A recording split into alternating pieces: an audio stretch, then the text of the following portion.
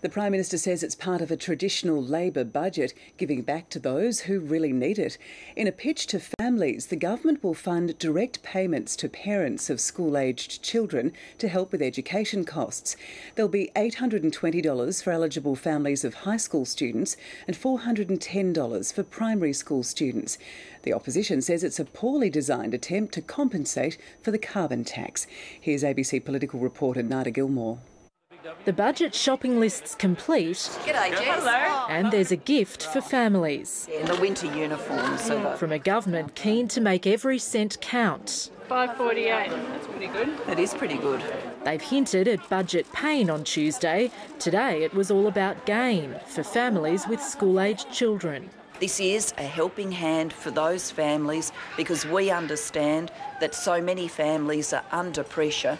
Over 1 million families will be eligible for the new School Kids bonus, $820 for each high school student, $410 for primary-aged children, paid directly into parents' bank accounts twice a year.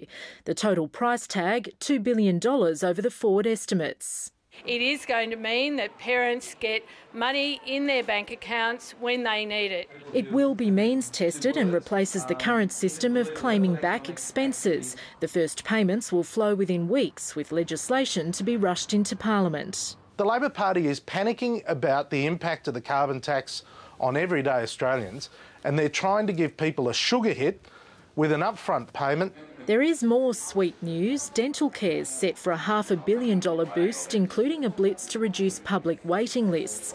As promised, there will be a surplus on Tuesday night, but it can't all be good news. Revenues are down something like $150 billion, and that has meant for this budget we've had to make very significant savings. We haven't heard yet quite enough to do the sort of $5 billion a year in cuts that the Treasurer has been talking about.